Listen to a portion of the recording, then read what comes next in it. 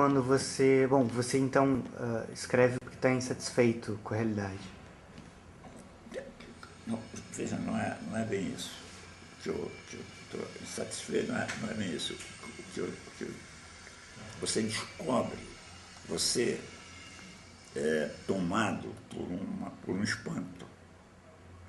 Compreende? Você é tomado, por exemplo, esse jasmineiro. Eu vou saindo do edifício e eu não estava esperando aquilo, eu já senti cheiro de jasmim, já tinha sentido inúmeras outras, mas naquelas, não se sabe por quê, naquelas circunstâncias, naquele momento, esse fato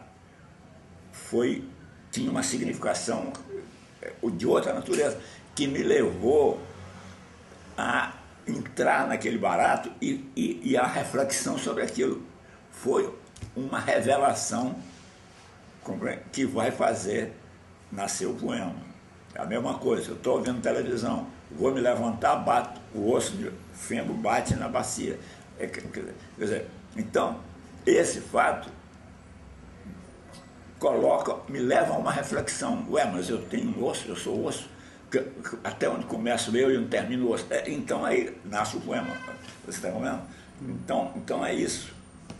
Não é que está insatisfeito com a realidade. Isso aí também é verdade ou não. Mas o fato é que o poema é uma notícia inusitada que eu dou para o leitor. Quer dizer, uma mini notícia, não é destruir as torres gêmeas, um fato espetacular, mas o poeta, o meu osso bateu um no outro, é coisa bem mais simples.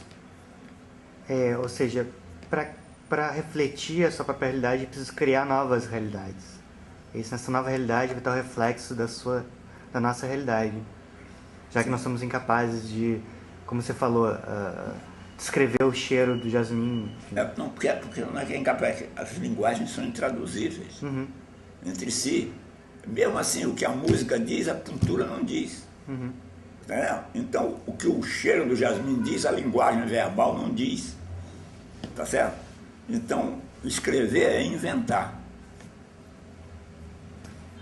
Eu vi várias vezes você falando que, enfim, você tinha aquela necessidade de vomitar, de colocar, de transcender a própria linguagem quando foi escrever o poema sujo. Mas assim que você sentou, você se deu conta de que isso não era possível, porque você só tinha linguagem. E queria que você falasse sobre essa contradição. Enfim, lembra um pouco aquela frase do Borges, que dizia que essa iminência de uma revelação que não se produz seja talvez o fato estético. Que você falasse sobre esse momento que você sentou e escreveu, e aí logo no início deu conta de que não poderia, era impossível realizar aquilo que você desejava, e que isso talvez fosse o próprio assunto do poema.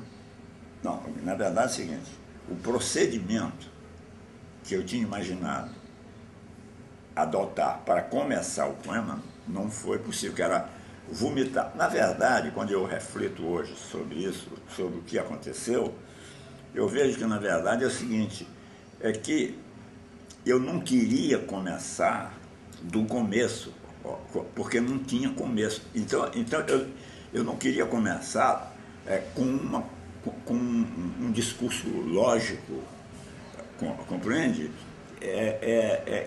Na verdade, o que eu terminei fazendo, que substituiu o tal vômito que não houve, o que é? É que não começa do ponto de vista lógico-discursivo.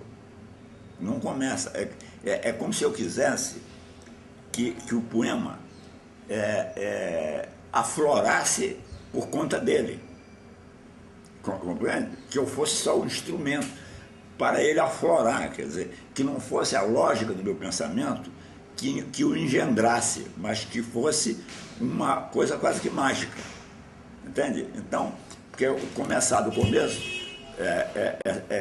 que é a natureza da linguagem, começa logicamente, quer dizer, porque você ainda não escreveu, né? Então, isso é uma coisa que eu percebo que superpassa a minha poesia ao longo dos anos, quer dizer, essa necessidade de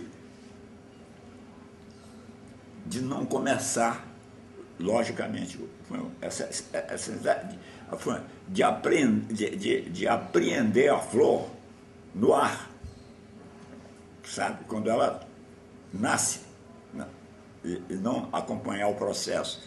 Ela era um talo que depois virou um botão, que depois virou uma... Não, como se fosse uma coisa mágica. No fundo é isso que está embutido aí na minha atitude.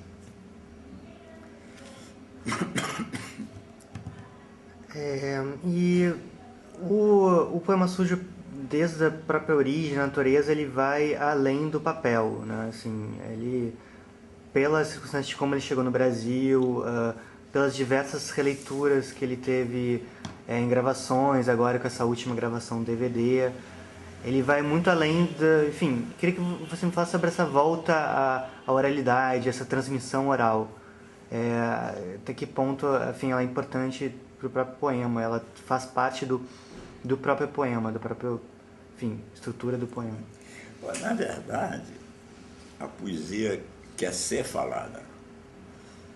O livro é o recurso de que o homem se vale para preservar o que ele escreveu e divulgar.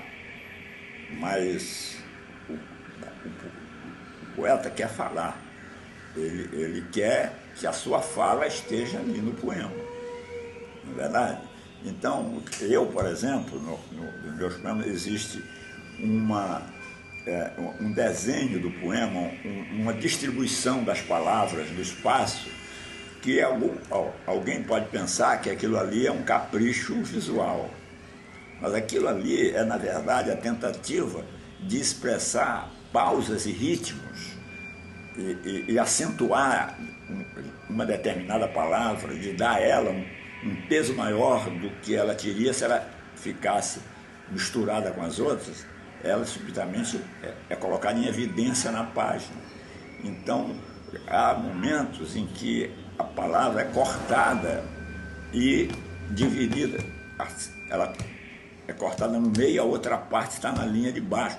Quer dizer, isso aí é todo um jogo entre fonética e semântica, que aí no caso do livro também visual, para expressar aquilo que o texto impresso por si só não expressa, ou tem dificuldade de expressar se ele não for trabalhado dessa maneira como eu procuro trabalhar, né, na tentativa de superar as limitações.